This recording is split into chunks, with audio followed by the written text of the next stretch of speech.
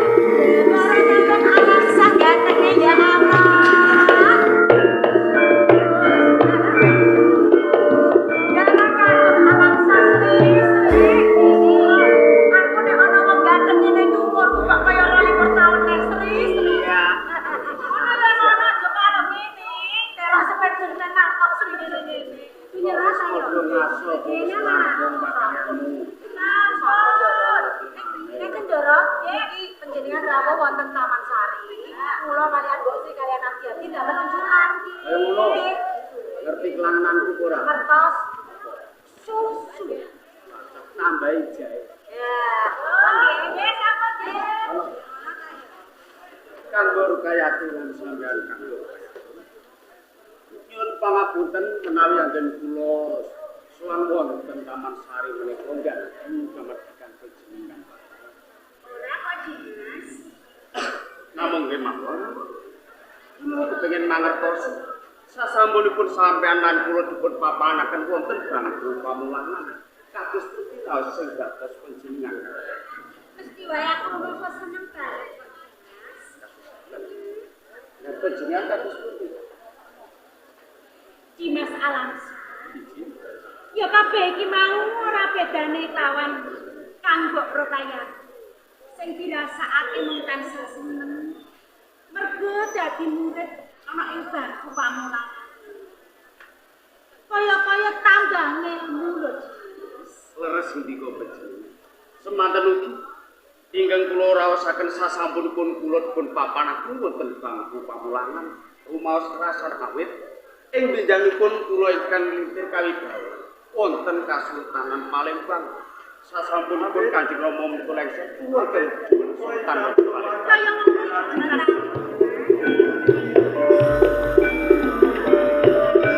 Senopati jaman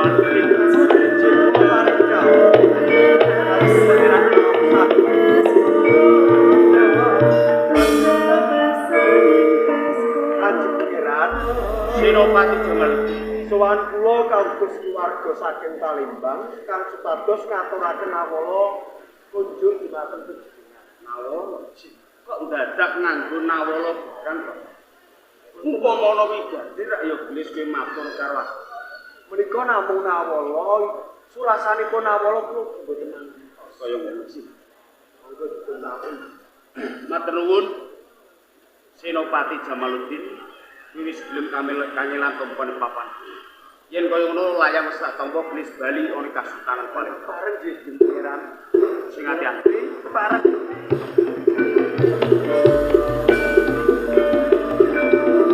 Kanggo kaya sampeyan. Dadi sebentar lho kita kesal bagus. Dewedal menika wonten nawala saking Kasultanan Palembang. Nawala menapa? Gedang dibuka wae iki, Mas. Peninggal-enggal ngerti.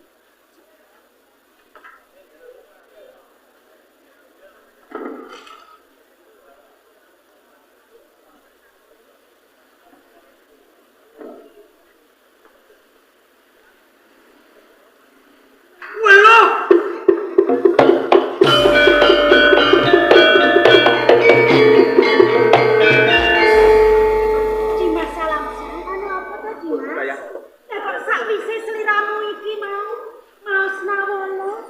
Cur kaya ngene kahanan jane ana kahanan napa, Dimas? kaya sampeyan kaya. Ijuane nawala jebul. Rama Sultan sampun seda.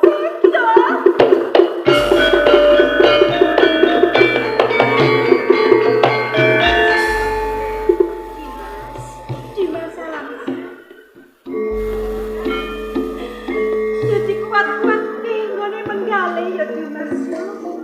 Aja nganti banjur kabanjut barang kahanan sing kudu ngene ya.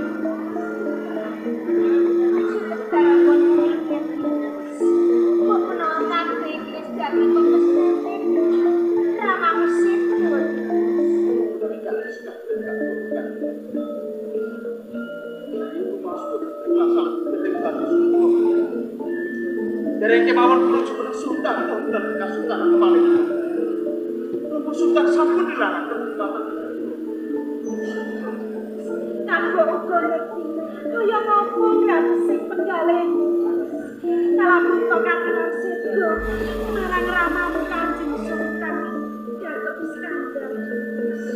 Ya, menawi sampun cetha wedal sak menika Rama Sultan sampun saking kula badhe sowan wonten Kasultanan Palembang. Dadi langsung donga kaliyan Rama Sultan. Mbok menawi sedaya menika Yen pancen kaya ngono bersami Dimas Alamsyah. Kalamun to pengen dikalani marang bangku papan. Kanggo uga saking ora ngerti kok menawa bisa tegak penggale ya Dimas. jalaran menika panghormatan kang paling kasih. Kula saged nyawang kalian Rama Sultan. Kaya ngono. Menika saking kula nyuwun panggilan. Hati-hati ya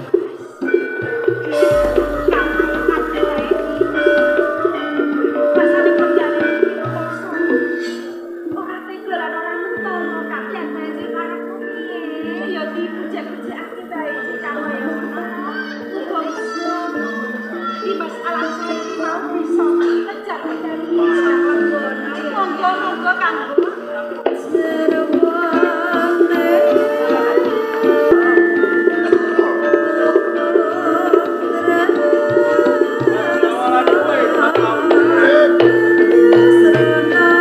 Aku matur nuwun sawet kowe. Kowe wis nglakon gawe geger ana ing Kasultanan Palembang. Kaporo. Kang Mas Datuk Iskandar iki wis temekane pati. Nek ngoten kasembatan panjangga panjenengan. Kari njaluk opah. Opahe pundi? Mengko dhisik Kasil saiki karek nopo, Pak? rumangsamu najan Kang Mas Datuk Iskandar guys temekane pati jur bakal kelakon aku jeneng Sultan ing Kasultanan Palembang. Durung. Lho. Mergo isih ana kelilip sing bakal mepalangi kawan bunku jumeneng Sultan ing Palembang. Sinten? Nek ngono sampean iki jar perintah. Nah, yo mateni Kangelan omah sing ngarep rung dicae kok diperintah. putrane Kang Mas Datuk Iskandar. Pangeran Alamsyah. Kang saiki ora ing bangku pamulangan. iki dina bakal bali ana Palembang. Mula aku perintah kawan kowe cegat Pangeran Lamsah pateni Agate bapak iki pun mundur sampean. Wah, iki urung tandung mesti liwat kene. Iki malah liwat kene minggu.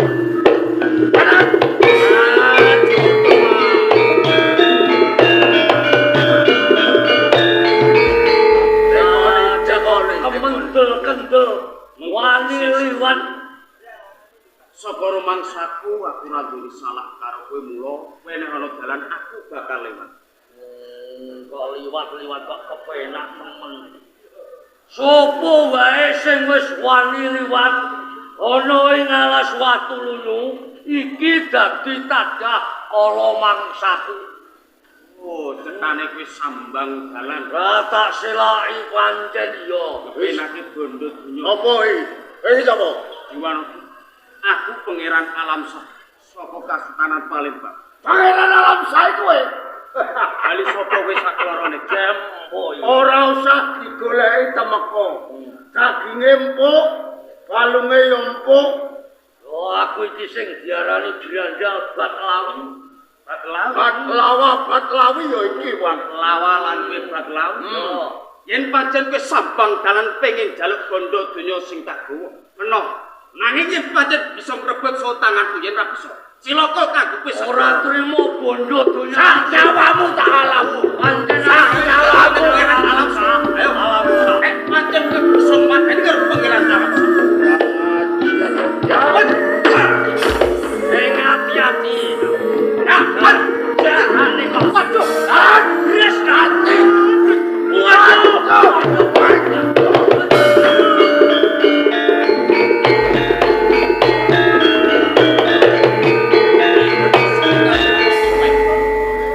Kok menawa kowe kepengin karo patine pangeran alam sak.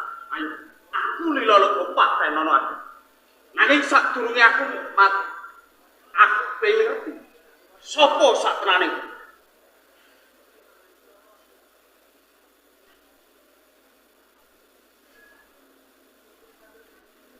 Paman Sultan Sari.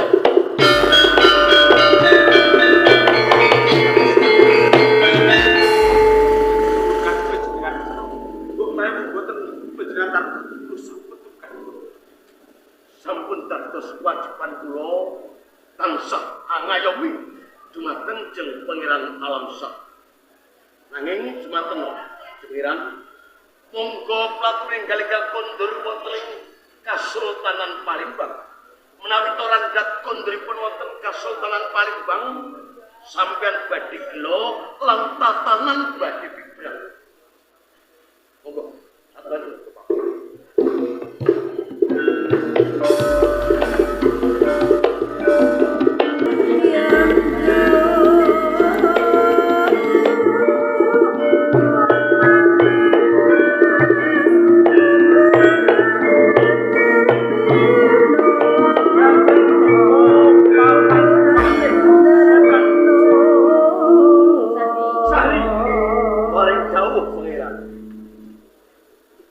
Sampunipun Kang Mas Datuk Iskandar Sedo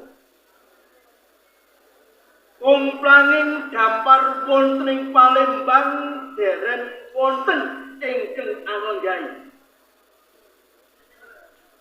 Mesakaken dhateng kawula wonten ing Palembang. Ibarate sapu kang ilang soe. Mila saking menika kula ingkang badhe ngentos palengganipun Kang Mas Datuk Iskandar. Namung anjen kula jumeneng Sultan menika minangka wanen. Nun sewu jeng pangeran Sanggar Sigi. Menapa sampun dipun penggalih dene jeng pangeran Sanggar Sigi ngendika kalamunta kepengin jumejer minangka Sultan boten ketango namung warnen. Monggo kula aturi nintinging swasana wonten ing Kasultanan Palembang.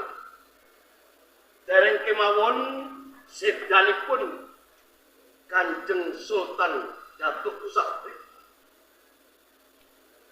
menika jangkep 100 dinten. Dene jeng pangeran Langgar Cikih menika sampun kepingin hanglak laku lenggah minangka pengayuman wonten ing Kasultanan Palembang. Nuwun sewu nggih. Adat Soro Silah ingkang kapacak wonten Kasultanan Palembang. Menika ingkang menang lungguh minangka sultan. Menika Dede Kadang Dalem boten putra ingkang miyos saking garwa paminggir nanging kedahipun putra pembayun ingkang miyos saking garwa Prameswari ing mangka garwa Prameswari patutan kalian Kanjeng Sultan menika kagungan putra setunggal boten sanes jeung Pangeran Alamsah menengaken ingkang gadah penang lan hak waris Dede sampeyan nanging jeung Pangeran Alamsah. Mohon pati pancen yen miturut Soro Silah Pararaton ingkang wenang anglenggahi dampar wonten ing Palembang menika putra ingkang mijil saking garwa Prameswari nggih jalaran Kang Mas Sultan Datuk Iskandar anggadhahi durun boten sanes kepulunan kula Pangeran Alamsah ning mugi panjenengan pirsa Alamsah menika dereng jangkep yuswanipun tegesipun dereng kuwagang tawi kuwawa menawi lenggah wonten ing dampar ing Palembang menawi benjan Alamsah menika sampun ngancik tateraning kadewasan turta malih sampun pono sapiring reh kagungan tartamtu palenggahan badhe kula kulungaken dhateng Alamsah. Niki namung marnen lho nggih. Nggih. Kula ngertos warnen utawi wakil. Ning adakane wong mut-mut kula krasa legi niki biasane ora gelem ngrepek. Yen bisa diuntal sakarung-karunge nuwun sewu. Menawi to Jeng Pangeran Sanggar Singgih paripaksa kepengin lenggah wonten ing kursi Paluanu Kasultanan Palembang monggo nanging ingkang gadah hak menika pun Pangeran Alamsah menawi to Alamsah menika nayogyani saha ngulungaken kalenggan dumateng Jeng Pangeran Sanggar Singgih nyumanggaken wonten nggih ya Ditarik Dimas ditarik Alamsah Paman Sanggar Singgih mengo marang kahanan kawula ana ing Kasultanan Palembang. Tinilar sedo ingkang rama.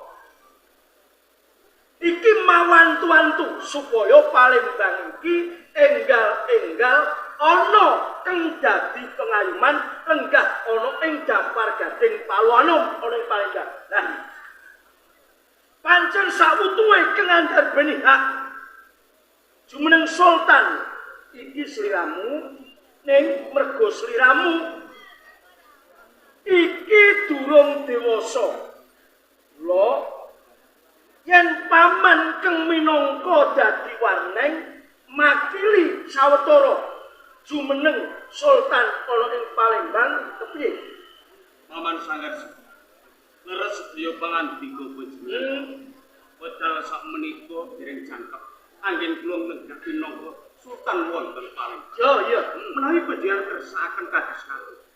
Monggo panjenengan dados warnen wonten Kasultanan Palembang. Kula lila legawa. Nuwun sewu. Nak Mas Pangeran lahir batin. Lahir batus dengan kumasrahaken kursi palenggan dumateng ingkang paman. Injih Paman Sultan. Kasultanan Palembang menika sakotahipun kagungan Jeng Pangeran. Lah kok gampil dipun pasrahaken kalian tiyang sanes. Monggo perkawis menika dipun limbang-limbang saha dipun penggalih kanthi wininging cipta dening pangeran. Sultan Sari. Dawuh. Tur meneh kuwi lho ya sliramu. Kok obong-obong to?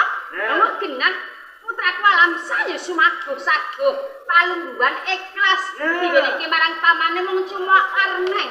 Lah mengko kalamun to dhewe niki wis manut sambarang apa wae tato kaprajan diwenehke marang Alamsah meneh. Lho sing kagolan ati kok malah kowe to? Nggih, pangapunten. Lah iya, lha wong sing duwe hak wae wis ngomongke. Lho sampean iki ora duwe wewenang, ora duwe hak, kok petendang-petendang kok malah panas-manasi. Nek ngeten iki sampean kecelek to? Lah nggih. Menengaken tanpa kita.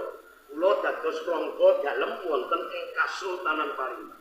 Yeweran menawi jeneng peran meksa badhe lenggah minangka sultan pun Kasultanan Palembang. Kula boten saljuk tinimbang kula nglesat karo wong sing ora bener, luwih becik kula minggat.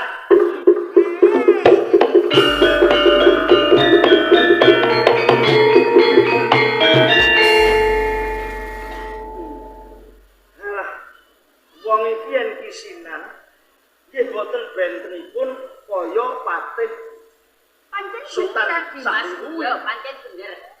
Wirangan isinan yo ninggalke Kasultanan ben lunga selawase ora apa-apa Dimas. Pangeran Alamsah lan panjenengan Kang Mbok Dimas.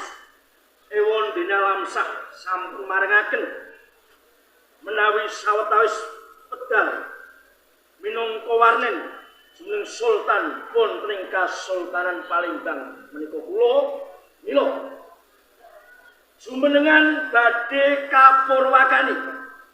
Kaya ngono ya to kata Dimas.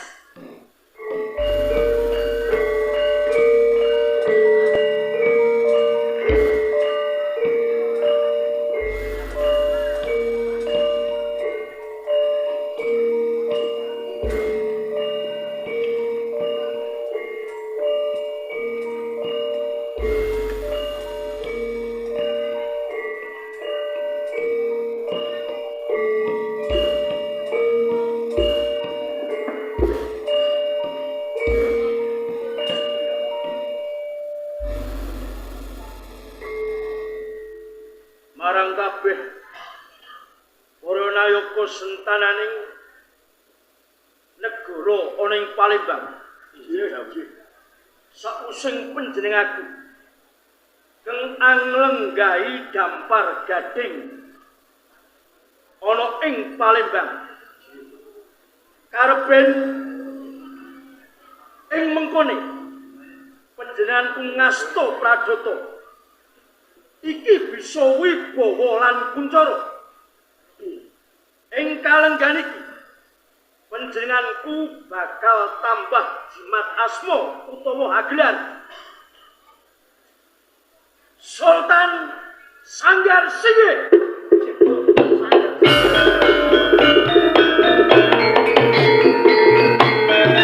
Paman Sanggar Singgih. Kir Alamsah. Kula nderek mangan bagyo. Lekas panjenengan anggenipun minangka Sultan Sinaosa namung warnen wonten Kasultanan Palembang. Namung kemawon sasampunipun panjenengan jumeneng wonten Sultan ing Palembang. Kula badhe caos lelipur kalian panjenengan. Bakal mahargya anggonipun paman jumeneng Sultan ana ing Palembang menika leres. Yo, tak keparengake. Jur bakal maharjo kanthi cara utawi tontonan apa?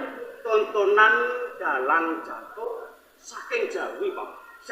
Dalang jantur saka Jawa. Matuk. Menapa panjenengan?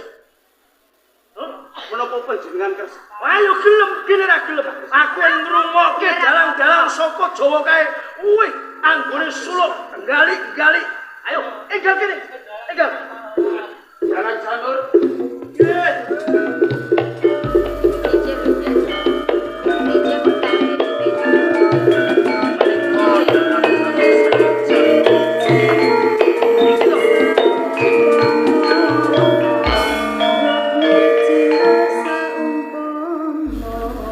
Paling gawuh jeung pangeran.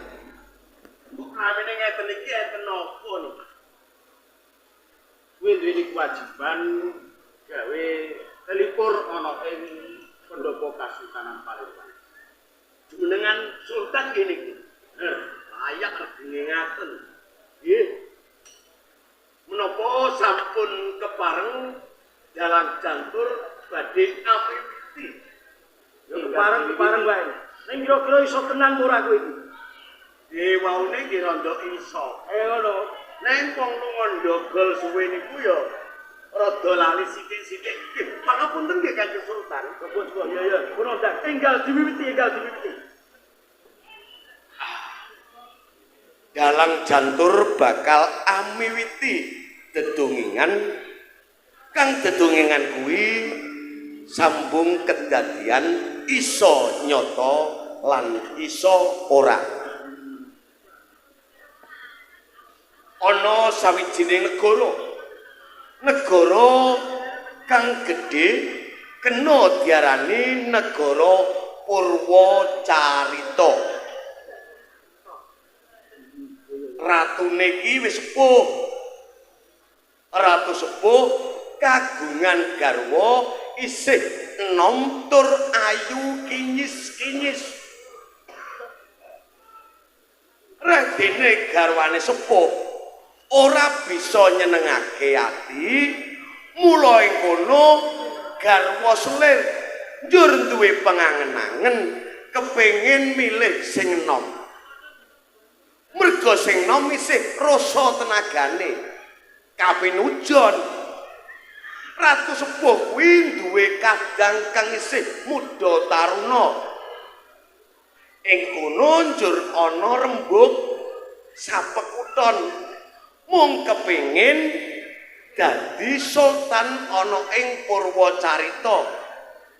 Dalan nista dilakoni ora ketang selir iki garwane sepuh ning ewa semono dheweke ya duwe angen-angen kepengin jumenengake kadange pangeran sepuh ya saiki sing dadi katresnane minangka sultan. Nganti 1000 cara digunakake sultan sepuh diracun karo selir merga milih dadi sultan.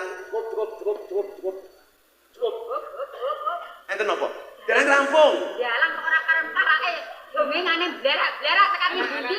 Lah salahe kok dongeng, jare kan dongeng. Bayarane.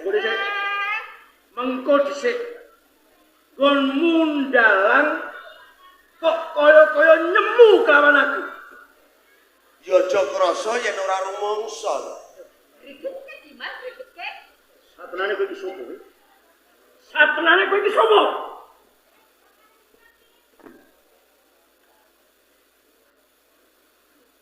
Lho, kawan sakit.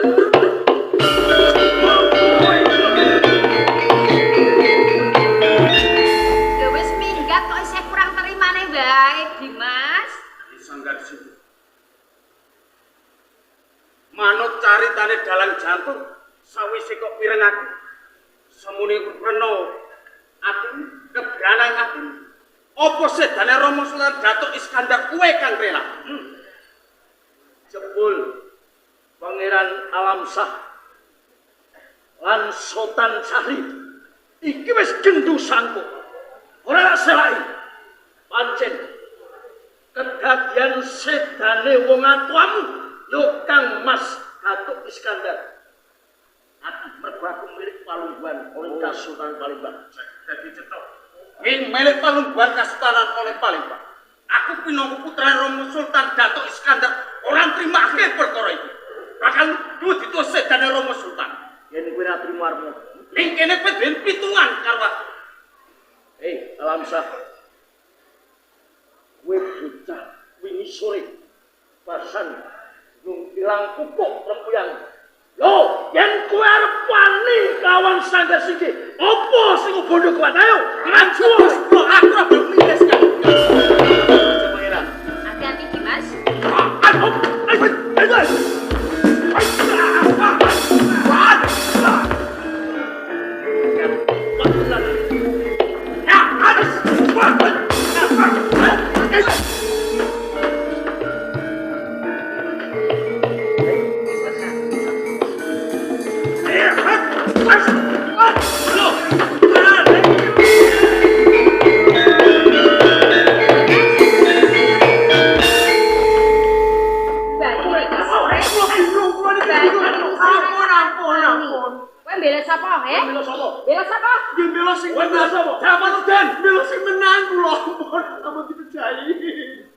njaluk mati apa njaluk urip?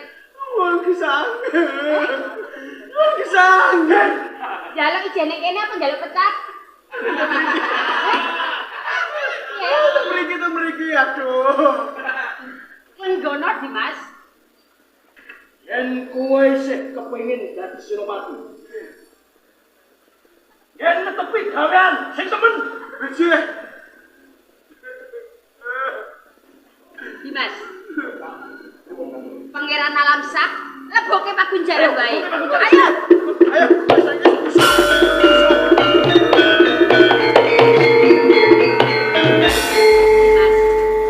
Seliramu saiki wis kelakon jumeneng dadi sultan ning Palembang. Pangeran Alamsak welogo nang pakunjaran nanging siji. Lho, Sultan Sari. Iki sing watirake Dimas. menawi perkawis Sultan Sari. Mangke gaweanipun Kaya ngono. ingkang wigatos sak sampunipun kula jeneng Sultan panjenengan pinangka garwa Aku prasasti. garwa Prameswari. Kula ingkang bareng kuat. Kaya ngono. Sultan Sari. Oh, ayo Dimas.